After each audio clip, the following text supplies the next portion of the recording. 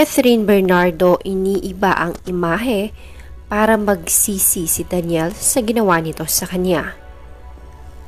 Kapansin-pansin ng mga netizens ang tila ba pagbabago kay Catherine Bernardo matapos silang maghiwalay ni Daniel Padilla. Ayon sa mga ito, sa pisikal na kaanyuan ay mabilis na nagbago si Catherine. Masyado raw naging revealing na ang pananamit nito. Dati-rati ay conscious pa ito sa konting bahagi ng balat na nakalabas sa kanya. Pero ngayon, parati na raw itong nakasando, naka-crop top at madalas na mag-swimsuit kasama ang mga kaibigan. At halos sa lahat raw ng updates sa kanyang social media ay pinapakita nito na umiinom siya. Kaya naman, para sa mga netizens, ibang-ibang Katrina raw ang nakaharap sa atin ngayon. Simula nga na maghiwalay si Catherine at Daniel, ay nagagawa na ni Catherine ang mga bagay na gusto niyang gawin. Ang kanyang pananamit, pagpunta kung saan-saan, at mga taong gusto nitong makasama. Maaari nga na ganoon na lamang kahigpit sa kanya si Daniel, na dati para bang nasasakal na ito, kaya hindi magawa ang mga gustong gawin.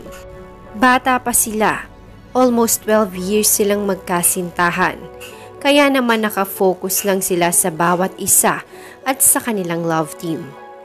Alam natin na kapag nasa isang romantic relationship ka, ay marami ka talagang kailangang i-consider para sa partner mo. Pero sa kabilang banda, masaya naman ang fans ni Catherine sa kung ano ang meron siya ngayon. Dahil nga malaya na siya na gawin ang mga bagay na makakapagpasaya sa kanya. At malaya na siyang suotin ang mga gusto niyang suotin, gawin ang mga gusto niyang gawin, pakisamahan ang kahit na sino pa sa mga kaibigan niya, mapababae man o mapalalaki. Sa madaling salita, ay nagiging independent woman na si Catherine na hindi nakadepende sa isang lalaki. Kaya malaking kagaanan ito ng kalooban para kay Catherine. Maaaring ito rin ang process niya tungo sa pagpapagaling ng kanyang puso na nasugatan. Ito maaari ang paraan niya para tuluyan ng makalimot at magkaroon na ng sarili niyang buhay na hindi na nakadepende sa isang lalaki na almost 12 years ng kanyang buhay ay ganoon ang nangyari.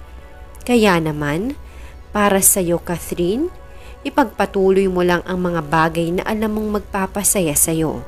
Basta wala kang inaagrabyado o sinisirang buhay ng tao. Ay mabuhay ka ayon sa kung saan ka mas madaling makaka-move on. In God's perfect time, makakahanap ka rin ng lalaking aalagaan ka, mamahalin ka ng tunay, at ikaw lang ay sapat na. Kaya naman good luck sa mga susunod mo pang upcoming projects, and we're rooting for you. And we will support you and Didge separately.